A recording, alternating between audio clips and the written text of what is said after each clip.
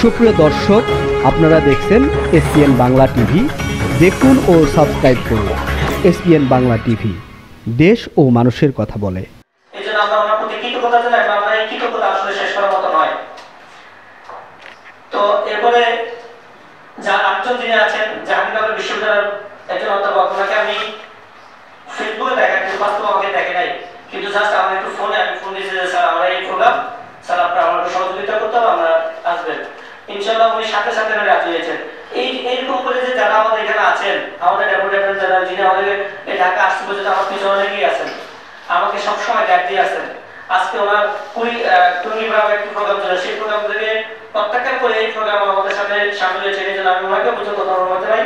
এবং পরিশেষে আজকের অনুষ্ঠান আমি দেখেছি যে এখন আমাদের অনুষ্ঠান যারা উপস্থিত হওয়ার কথা সকলে উপস্থিত হয়েছে, এবং আজকের অনুষ্ঠান আমাদের সফল করার লক্ষ্যে যারা এতক্ষণ আমাদেরকে এই প্রোগ্রামে এসেছেন, আমি তাদের প্রতি সবাইকে কৃতজ্ঞতা জানাই।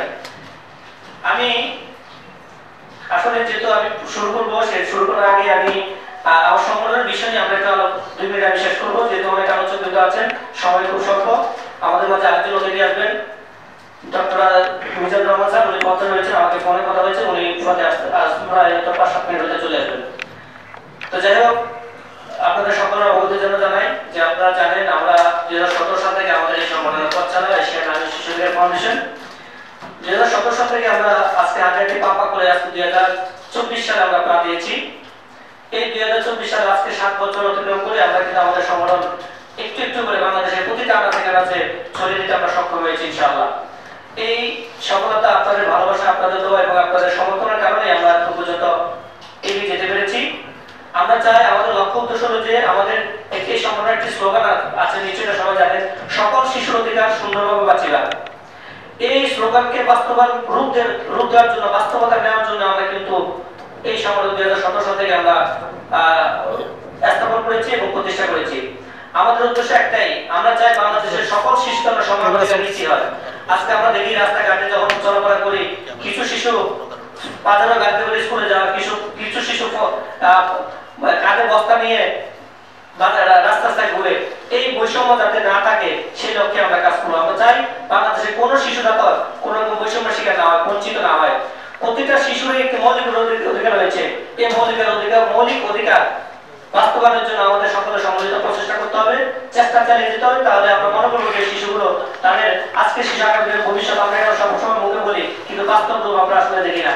এই শিশুদেরকে যাতে আজকে শিশু যাতে আগামী ভবিষ্যৎ, এই ভবিষ্যৎ হিসেবে আসলে তাদেরকে সুনাগরিক হিসেবে এবং আগামী জনসম্পদ হিসেবে শিশুদেরকে গড়ে তোলার জন্য আমাদের চেষ্টা করতে হবে, সেইভাবে আমাদের কাজ করতে হবে। এটাই আমাদের লক্ষ্য। এবং আমরা চাই বাংলাদেশের প্রতিটা শিশু যাতে একটি আবাসন প্রকল্প গঠন করে তাদের জন্য শিক্ষা, স্বাস্থ্য এবং কর্মসংস্থান করতে পারে, এবং কারিগরি শিক্ষা তারা শিক্ষিত হতে পারে। কেউ যেন নিজের পায়ে, সবাই যেন প্রতিটা শিশুরা নিজের পায়ে দাঁড়িয়ে তারা যেন আগামী দেশ গঠন করতে পারে, সেটা আমাদের লক্ষ্য। সেভাবে আমরা কাজ করবো, এটাই আমরা প্রত্যাশা করি। পাশাপাশি আপনারা জানেন যে আমাদের 2 টাকা একটি স্কুলে রয়েছে। আমাদের স্কুলের যে স্লোগান, আমাদের এই সংগঠনের একটা প্রজেক্ট, আমরা চট্টগ্রামে আমাদের প্রায় 30 জন শিশু যেখানে বিনামূল্যে লেখাপড়া করছে, নাম মাত্র 2 টাকা। এই 2 টাকা শুধুমাত্র স্কুলের নাম। আমাদের স্কুলের একটা বিষয় আমরা করছি যে অনেকে আমাকে প্রশ্ন করে 2 টাকা স্কুল কেন, ফ্রি তো ফ্রি, 2 টাকা কেন? আমাদের একটা কনসেপ্ট হলো যে বাংলাদেশের আজকের যে শিশুগুলো, আগামীতে যেন শিশুগুলো আত্মসম্মান থাকে। আমরা মনে করি যে প্রতিটা দেশে প্রতিটা নাগরিকের একটা আত্মসম্মান বোধ রয়েছে। তো এই আত্মসম্মান বোধ যাতে কোনো মানুষের ক্ষুণ্ণ না হয়, সেজন্য আমরা নাম মাত্র 2 টাকা দিয়ে, 2 টাকা বিনিময়ে, মাত্র ভর্তি 2 টাকা, এই 2 টাকার বিনিময়ে আমরা শিশুদেরকে শিক্ষাদান করে যাচ্ছি, পাঠদান করে যাচ্ছি। আমরা ইতিমধ্যে আমাদের আরো 4টি শাখা আমাদের চলমান রয়েছে। আমরা খুব শীঘ্র আমাদের 4টি শাখা, একটি কুড়িগ্রাম, একটি সুনামগঞ্জ এবং একটি ঢাকা কলেজ বস্তি এবং চট্টগ্রামের একটি রয়েছে। তো আমরা চাই আপনাদের এখানে যারা আছেন আপনারা সম্মিলিত ভাবে, আপনারা যদি একের বোঝার 10 লাগে, আসলে আমরা উদ্যোগ নিয়েছি বাস্তবায়ন করতে হবে আপনাদের সকলে মিলে। আপনারা সকলে মিলে যদি আমাদেরকে সহযোগিতা করেন, আমাদের পাশে থাকেন, আমাদের পরামর্শ দেন, তাহলে ইনশাআল্লাহ আমরা এই বাংলাদেশে, পুরো বাংলাদেশে আমরা চেঞ্জ করতে পারবো না, কিন্তু যতটুকু সম্ভব আমরা ততটুকু করতে পারবো। আর আজকে যে বিষয়টা আমরা যে স্লোগানটা রেখেছি যে শিশু শিক্ষার জলবায়ু পরিবর্তনের প্রভাব, আসলে এটা ওই বিষয়ে আমরা তো বলবো না, আমাদের স্যাররা রয়েছেন, আমাদের মতামতের বিষয়গুলো রয়েছে, ওনারা আমাদেরকে বলবে, ওনাদের থেকে আমরা শুনবো যে আসলে শিশুদের শিক্ষায় আমরা যতটুকু জানি যে শিশু শিক্ষার জলবায়ু একটা বড় একটা প্রভাব পড়ে। গ্রাম অঞ্চলে আমরা দেখি যে বন্যা, যখন একটা বন্যা হয়, অসময়ে সময় যদি একটা বন্যা হয়, ওই বন্যার কারণে গ্রাম, প্রতিটা গ্রাম বিধ্বস্ত হয়ে যায়, স্কুল পর্যন্ত বিধ্বস্ত হয়ে যায় এবং সেখানে স্কুলের শিশুরা যেতে পারে না।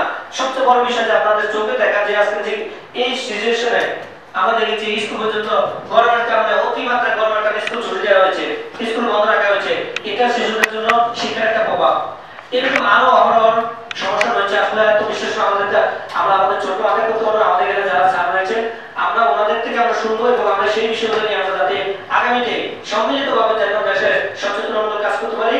এবং আমরা দেখি যে যে কোনো সিজনে আপনি গাছ লাগানোর জন্য পাগল হয়ে যাই আমরা সকলে, কিন্তু আমরা একটু চিন্তা করি না যে গাছ শুধু আমরা লাগাবো, এক শ্রেণীর লোক এসে গাছগুলো কেটে ফেলবে, এই গাছ লাগানো তো আমার কোনো মানে হয় না। যেই গাছগুলো আছে বর্তমানে সেই গাছগুলো আগে পরিচর্যা করতে হবে, সেগুলো রক্ষণাবেক্ষণ করতে হবে, তাহলে আমাদের পরিবেশ ভারসাম্য রক্ষা হবে। আমরা দেখি যে প্রতিটা শহর, এখন এই ঢাকা শহরে যারা বিশেষ করে রয়েছে তারা ভালো জানবে আগামীতে ঢাকা শহরে মানুষ বসবাস করার মতো একটা অনুপযোগী একটা শহর হিসাবে এই ঢাকা শহর চিহ্নিত হচ্ছে। তো যাই হোক, আমি আর বেশি কথা বলবো না। আমাদের যারা এখানে সিনিয়র ব্যক্তি রয়েছেন, আমাদের অভিজ্ঞরা রয়েছেন, আপনারা আমাদেরকে পরামর্শ দিবেন আমরা কিভাবে জলবায়ু পরিবর্তন এই শিশুদের জন্য যাতে কৃষি কাজ করতে পারি এবং সেই সচেতনমূলক বিভিন্ন কাজে যাতে আমরা অংশগ্রহণ করতে পারি, আমাদের সেভাবে গাইডলাইন দিবেন। আপনাদের গাইডলাইন মোতাবেক আমরা আমাদের এই বা আমাদের যারা আছেন বিভিন্ন দেশ থেকে আমাদের এখানে আজকে যে লোক রয়েছেন, আমাদের এই রিসেন্টলি পদবী থানা কমিটি গঠন হয়েছে, পদবী থানা কমিটি সকলে এখানে উপস্থিত হয়েছেন, কুড়িগ্রাম থেকে আসছেন, চট্টগ্রাম থেকে আসছেন এবং বিভিন্ন সংগঠন থেকে বাইরে আসছেন। আমি সকলের প্রতি অনুরোধ জানাবো এবং ধন্যবাদ জানাবো যে আমাদের আজকের অনুষ্ঠানে তারা আসছেন, এই জন্য আমি তাদের প্রতি কৃতজ্ঞতা জানাই। সবাই ভালো থাকবেন, সুস্থ থাকবেন এবং আমি সঞ্চালক মহোদয়কে আহ্বান জানাবো আমাদের আজকের অনুষ্ঠান সুন্দরভাবে পরিচালনা করবেন। খুব দক্ষ একজন মানুষ, সব মোহাম্মদ মঞ্জুর হোসেন ইসাবাই। আশা করি ওনার সঞ্চালনের মাধ্যমে অনুষ্ঠানটা একটু আনন্দময় এবং সফলভাবে হয়ে উঠবে। ধন্যবাদ সবাইকে, ভালো থাকবেন সবাই। আসসালামু আলাইকুম। আমাদের সবসময় প্রধান অতিথি আমাদের সবাই বক্তব্য রাখে, কিন্তু আমাদের সভাপতি বক্তব্য রাখার সময় কাউকে পায় না, কেউ সিনিয়র ব্যক্তিরা কেউ থাকে না। তবে আজকে আমাদের চেয়ারম্যান মহোদয় শপথ যে আমাদের অতিথিরা আছেন, যাই হোক এখন বক্তব্য রাখার জন্য অনুরোধ জানাচ্ছি। এবং এর আগে আমি একটি বিষয় আপনাদেরকে অবগত করবো যে আমরা একটা বিষয় বিশ্বাস করি যে একটা উৎসাহ একটি মানুষের জীবনে বদলে দিতে পারে। এটা আমি বিশ্বাস করি যে একটা উৎসাহ মানুষের জীবনে অনেক বদলে দিতে পারে। তো আমরা একটি প্রশংসা উৎসাহ এটা একটা একই বিষয়।